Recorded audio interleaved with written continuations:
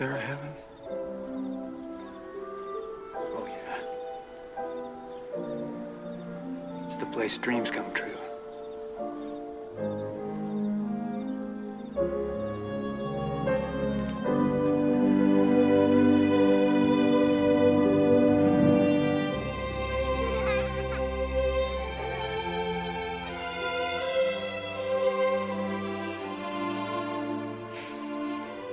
Maybe this is heaven.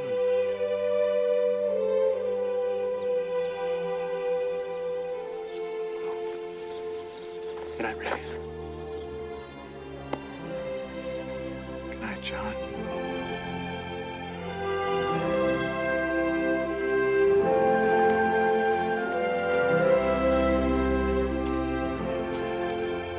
Hey, Dad?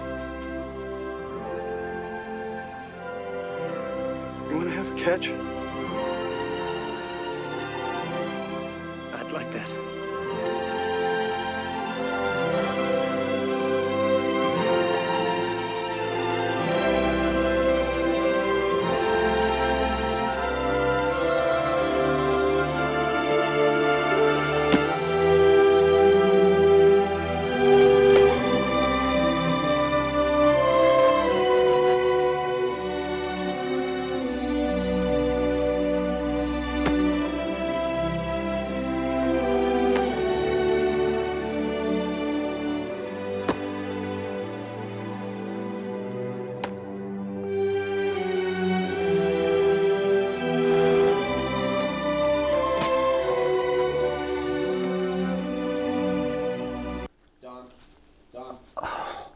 Yeah, oh, I'm sorry. That gets me every time, man. Tissue, anybody? You guys need one? Anybody? I'm all set. Whew.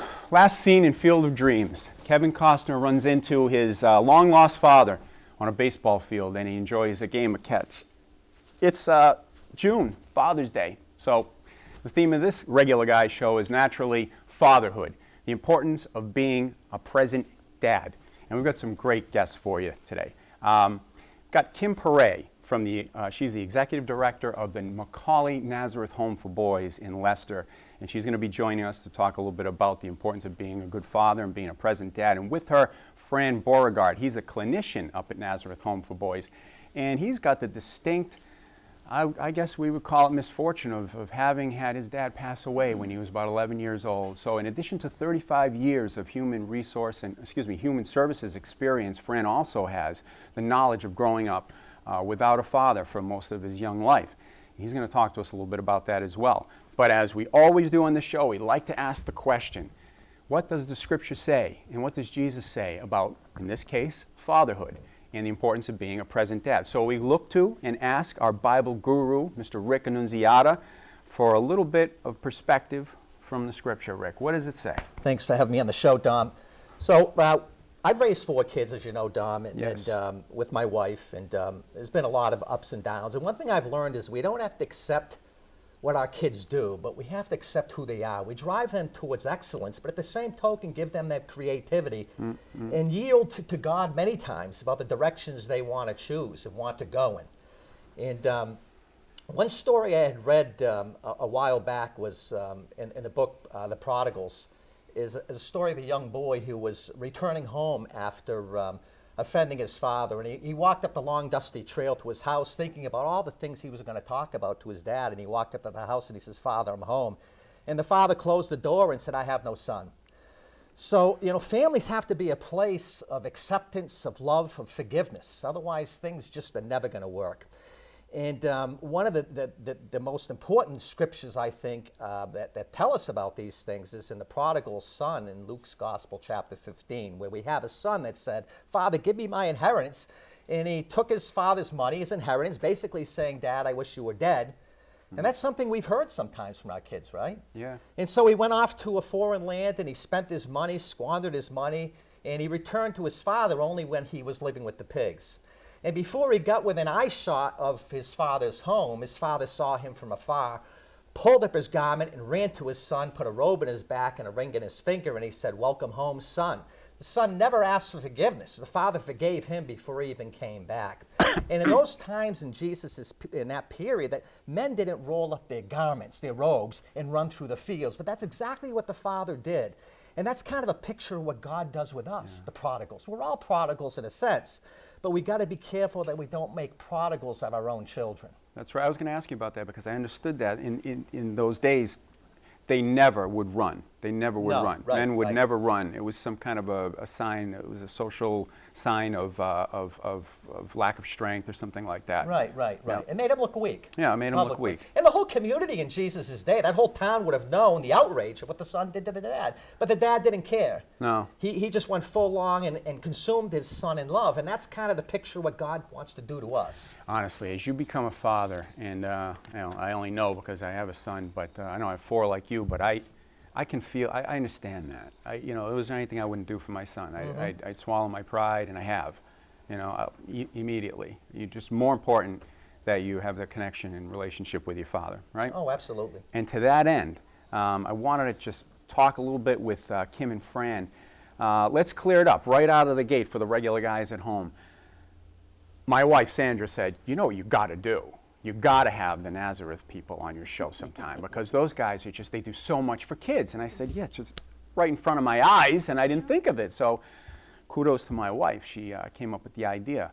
Now, Nazareth Home for Boys is, in my own layman's terminology, sort of a residence for boys who don't come from a regular home, quote unquote, a typical traditional home life with 2 parents, etc.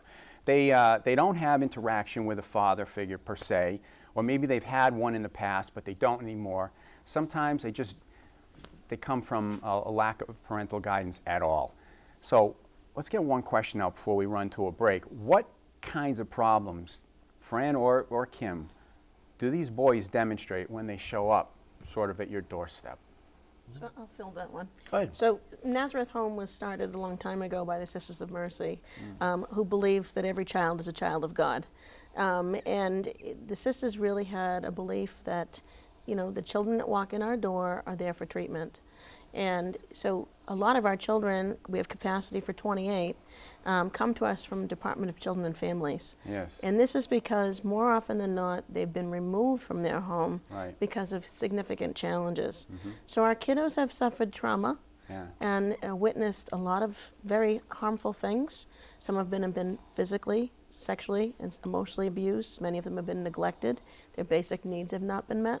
And a lot have witnessed some significant things that have left impact, such as domestic violence, substance abuse, and just some really deleterious effects from their very young upbringing. Not bonding with a caregiver, and all of this has had a tremendous impact on them. So the behavior we see often is an outcome of their survival. Their need to survive.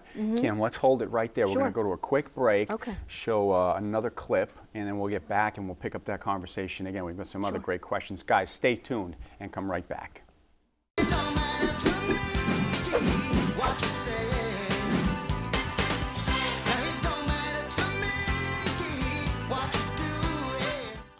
Welcome to Dorico's Meat Market, where fresh and natural ingredients are our specialty. We have the most diverse collection of fresh meats and made-to-order sandwiches that Massachusetts has to offer. Steaks, chicken, pork, homemade sausages, and fresh sliced cold cuts. Newly picked natural vegetables. We got it all. Our vast collection even comes marinated and ready to be fired up for dinner. And who could forget about Dorico's famous meat packages that will save you cash and feed your family for the entire week? There's nothing missing from our collection. What's missing from your table? Join me on the Hank Stoltz Experience. People are always asking me, what is the experience? Well, that's the beauty of it. It's everything that has to do with Central Massachusetts. From the politics of the region to the great events that are going on each and every weekend or every night right here in Central Mass. You don't want to miss a single moment as I discuss exciting new topics with a variety of different guests on each show. The action never stops on the Hank Stoltz Experience, only on Charter TV 3.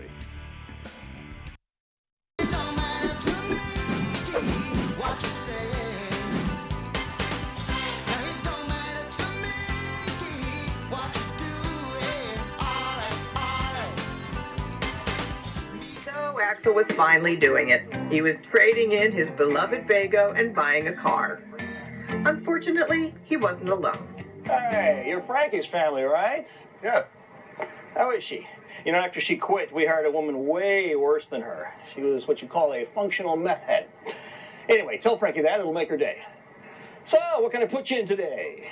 Well, I want to trade in my vintage Winnebago. The aged patina only adds to its rustic charm. Look, we'll get $400 for the Winnebago. You'll sell it for $6, so you're making $2 right there. You're asking $5,500 for this. You're probably into it for $42. Let's split the difference of $48 and call it a day. Sold. You got a really good deal there. Want to grab a beer to celebrate?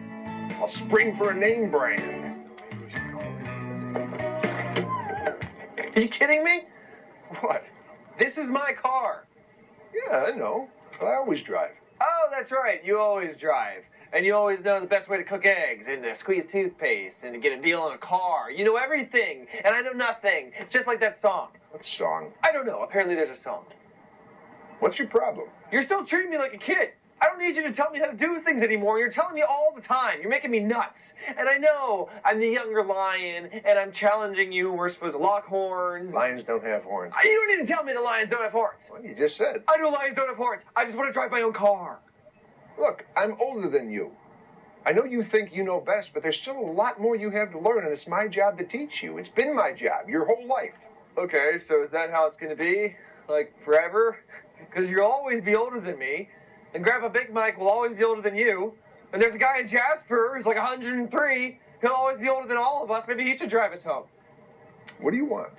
You want me to just stand there, watch you do dumb things, and not say anything? Maybe they're not dumb. Maybe they're just different.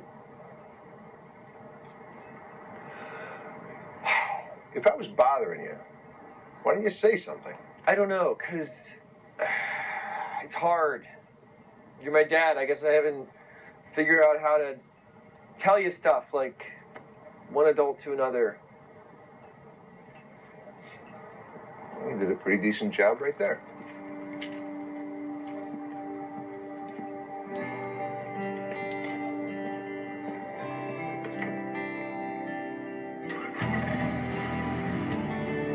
It's faster if you take... Here, you know where you're going. That was a clip researched and found and submitted by my own son Fabio. It's from The Middle. Great show. In it, of course, as you see, the father, Mike Heck, gives up control to his son Axel, who just bought a car. And of course, Mike, being the controlled dad, needs to drive the car that the son just bought for himself. So they have a little dialogue, a little argument, and Axel makes sense, and the father understands and hands him the keys, and off they go. And I like that scene. It was a good, thank you, Fabio. That was a great clip. Kim, we were talking a little bit about kinds of problems that some boys at Nazareth come in with. What's unique to fatherless boys, as we were talking during the break, versus, say, fatherless girls? And you folks deal with fatherless boys. So what are some of the issues that are unique to boys versus girls that come in to a facility like or home like Nazareth? I think there's a different set of relationships. Yeah. You know, boys are looking for that role model. Boys are looking to see, this is who I'm going to grow into. And when they don't have that, they need to find someone else in their support network that they might emulate. And who do they have in their support network? Exactly. They A just teacher, have, maybe. you know. But most of the time, it's just the folks and the people up at Nazareth House, right? Right. And I mean, I know that some of the guys up at Nazareth that you've got working there, and they're great. Ray Mattress is one of them. Moses is one of them. These are great guys. And just terrific guys, Rick, that you've met as we go up there. What makes the healthy support system? What kinds of elements that you folks put into place to guarantee a healthy support system for these young boys once they get to Nazareth? Oh, I think you need to have a whole team. It has to be a team approach. So whether you start with the educational staff, the direct care staff, your clinical staff, I think everybody has to be on the same page. And Fran, you're on the clinical staff. I'm on the clinical staff. But again, everybody's together. We're on the same page. There's no hierarchy, you're this, you're that. We're all together as a team. And I think that's important because you get folks, especially our younger direct care staff, just out of college or just out of high school in some circumstances. Yeah. With somebody like myself, my kids are in their 30s. So I mean, we've been around. So I think you have to really develop that team concept, and that in terms of helping the kids out. I see. No, I could see that up there. What happens? I mean, do you have to go and reverse engineer or recondition a lot of the kids when they come up to Nazareth House? Do you have some issues where it requires some serious intervention on your part, on the team's part, on the clinician's part, to really get these boys back on track? And sometimes it's such a long ramp-up period to undo the damage that's been done. Is that something that you face pretty often? Sometimes there's no undoing the damage that's been done. It's really about teaching them how to meet the trauma, peel back that layer of onion, if you will, and find the trauma, and that's a lot of work for the clinician. Sometimes it's just the superficial stuff of getting through the day-to-day. It's how did this person provoke you, and how did you deal with it, and teaching them coping skills so they can face circumstances differently the next time. Right. It's really about keeping them safe and helping them learn to have better judgment when they have choices in front of them. Can you give us an idea of what coping skills, an example of a good coping skill for say, us guys, regular guys, you know, that we might be able to implement when, you know, either we have a family member or something like that that's a young child, or for even ourselves that maybe we've had an issue or two here or there that we can use this coping skill to go past that issue. And it sounds really easy, but it is about breathing. Taking 3 deep breaths and just taking a let go and just relaxing for a moment before you say something that you don't mean. You might be very reactionary and some words come out and then you can't take them back. But also we teach our kids to really try to count back before they devolve into some aggressive behavior. Really? Walking away. A lot of our kids have the male, hormones, if you will, lend them to want to stand up and take a fight, make a fight, take a stand. Yeah. And we really need to help our kids walk away from a lot of the instigating, because they don't need to save face. They just need to save themselves. You see that in a lot of examples today with things like road rage, Rick. You know. You know, an interesting point you brought up about taking a breath. I mean, I even forget to do that. so you're right. And the road you're driving and somebody does something that aggravates you, and you have the immediate tendency to respond. Yeah. And instead of like taking the breath and stopping for a few seconds, you know, and I found in my own family that, you know, when I didn't lead, there was a void that was created. And the kids assumed the role, and they filled that void, and it was always disastrous. Right. I mean, you always have to lead subtly, right? Especially with a big group like you guys have. Absolutely. Well, you don't want to replicate what they've gone through in the past. You know, you don't want to get caught up in that emotion. It's almost like you need that thick skin to step back, let the kid kind of, give it to you, and you absorb it, and then you give it back something different. And I think that's key, that a lot of times you can't let yourself get wrapped up into the emotion that the kid's showing at that point. Right. I love that, and there's a clinical approach to a lot of what you both just said, you know, being a leader and introducing concepts that can guide a young child into correct behavior. And then there's also something that we apply to sometimes, which is the biblical approach, looking at the scripture, knowing what to say, what not to say, and asking questions, you know, what does the Lord say about this? How do I approach this? And what can I give in terms of advice, you know, to my son or my daughter about this kind of behavior that's scripturally based? So I always like to go in that direction, because it seems like you can't lose if you follow that approach. Right. But it's hard as a regular guy to get a handle on patience and count back and count to 3 or just walk away, whatever the case might be. Some of these things are very hard to do. You're mindful of it. Sure. I've had instances where I've had to ignore something, and I say, sure, I can ignore it. Okay, no problem. I'm ignoring it. Sure, I'm doing fine. And then it keeps coming at me, and I jump. I'm going to ignore it. It's not a problem. I ignored it once. I can't ignore it anymore. You know, that happens to you sometimes, right? Absolutely. I was just being a little actor over there. Our kids struggle with that every day. Every day. God bless them, and God bless the staff, because it's challenging, especially when you don't have a relationship ready with the kids. You have to develop that relationship as staff members, supervisors over time, right? We're going to go to a quick break, and we'll be right back. Stay with us, regular guys.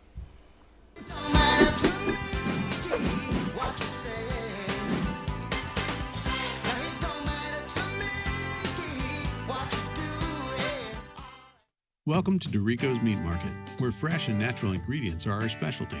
We have the most diverse collection of fresh meats and made-to-order sandwiches that Massachusetts has to offer. Steaks, chicken, pork, homemade sausages, and fresh sliced cold cuts.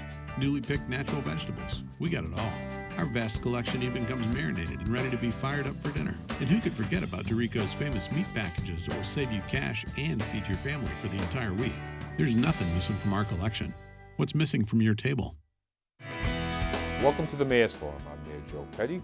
Join Mayor Petty as he sits down with local politicians, city employees, and community leaders in the city of Worcester.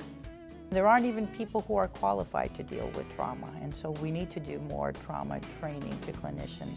This is America. If anywhere you can be successful with your ideas and innovative thoughts, this is the country where it can happen. The Mayor's Forum on Charter TV3.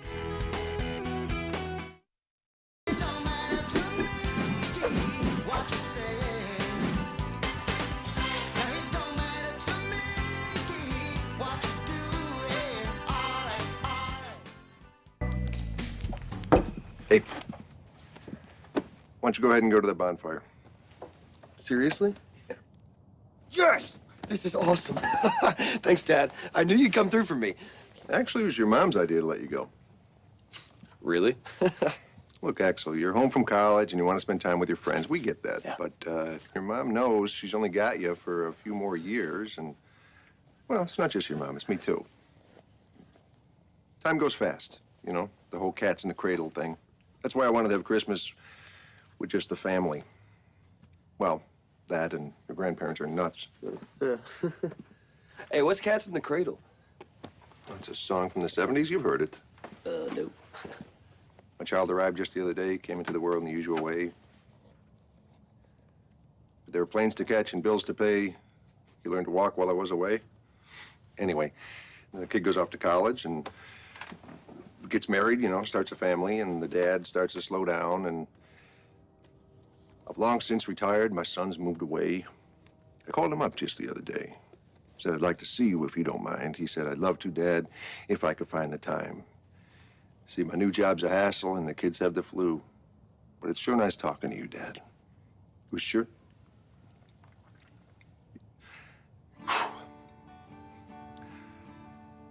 Anyway, here's a pretty famous song. Have fun at the bonfire. Yep. I will. Another bit of an emotional clip. That was also from the middle. And if you're a little bit, we'll say around my age, you might remember that Harry Chapin song that he's referring to, Mike Heck in the clip, Cats in the Cradle. And he's describing to his son, who is oblivious, this song. You don't know this song? You don't know this? He gives him some lyrics, and Axel, the son, just shakes his head. Nope, never heard that. What about this? You know, the planes to catch and bills to pay. You learned to walk when I was away. You don't know that one? No? Okay. Well, bottom lined it for him. He bottom lined it for him. And he walked out of the room, and of course, Axel gets it. Finally, Axel gets it. To that end, when we're talking about, I want to talk about setting boundaries and limits for children. How would you achieve that up at Nazareth House? Fran, Kim, how would you achieve setting boundaries with young people, young kids that you don't know so well? They're coming to know you and you're coming to know them. How do you get that mission accomplished and still make sure that they understand it and they take it with them on their next journey? I think a lot of it's a consistency and repetition. Yeah. That you've got to be upfront with the kids, but you've got to be consistent, that you can't each time react differently. You've got to be solid and let them know this is what the expectations are, this is what we'd like you to do. Right. If this doesn't happen, we need to step back and try it again. Right. But the consistency is the biggest thing, I think. Yeah, so in this way, it might take 2 or 3 times, but they'll always know that this is going to be the result. You know, cause and effect. Sure. If I do this, it's going to be this. 6 or 7 times sometimes. 6 or 7 times. I think it's important, though, to also that they know there's a line in the sand. There's rules.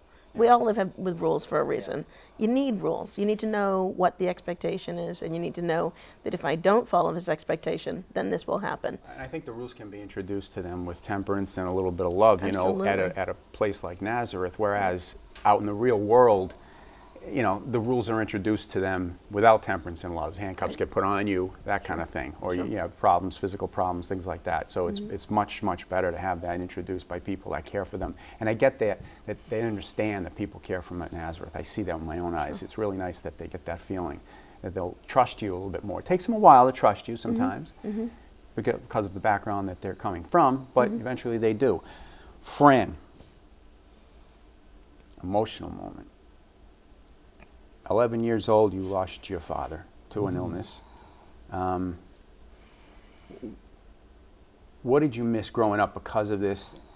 You know, what might you have been lacking as a result? You know, I don't think I missed as much as people would think. I think I was fortunate that my dad was very involved growing up. I'm the oldest of 6 and 5 boys and a sister. And Dad worked for, State Mutual here in Worcester, and my mom was a teacher and very involved in the church, North American Martyrs up in Auburn. And so we were a very tight family, very involved in sports. And I think that early set the stage. When my dad passed away, we had support systems. Both parents come from large families, Maine, South, and Worcester. I think in terms of coaching, other folks stepped forward. So I think when you hear a lot of kids that are fatherless or the dad's passed on or moved away, I grew up in a nice, unique situation. I had the support systems out Previous there. too. Yes, and I think that's key. Thank God, thank your parents. Most certainly, most certainly. And I think a lot of the kids that we work with, they don't have that type of support system. And, so for me, it doesn't sound as bad as it truly was. It was really, it was a close family. And you've had a lot of years, and you have a good experience and perspective for these kids that you work with. I think it's no accident you're doing what you do. What would you tell the regular guys at home who are fathers to focus on while time is still here? While time is short, but it's still here. You got to be involved. You got to be involved with your kids, whether it's sports, scouts, their school, just being with them. I think there's too much time where, we all work hard. You want to kick back, but the bottom line is you only have a short amount of time as a dad, and then you really want to see that growth that you have in your children, your son, your daughter. So I think it's very important early, right from the get-go, right from the delivery. You're there. It strengthens the bonds. I'll tell you something. I was on the phone with a guy this morning who I called him on Friday, and he called me back, and he says, "Oh, geez, last time I talked to you, my wife was expecting, and we had the baby, and she was just born, and this is terrific." I said, "Is this your first child?" And he said, "Yeah, absolutely. This is my first child."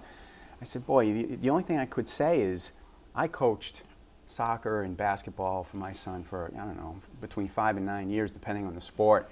And we were always doing things together.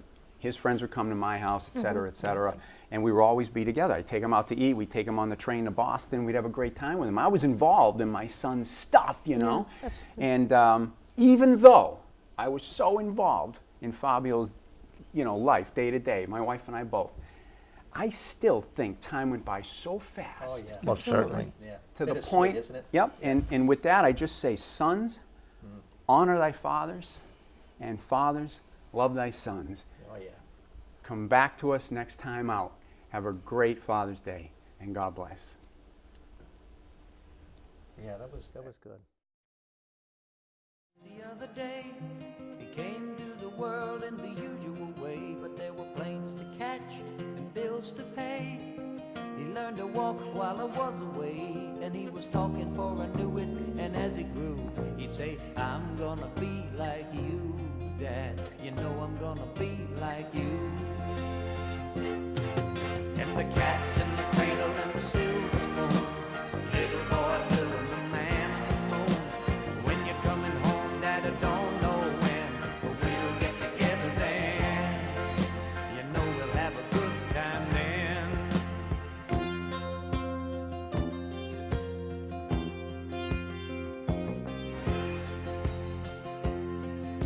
My son turned 10 just the other day. He said, "Thanks for the ball, Dad, come on, let's play. Can you teach me to throw?" I said, "Not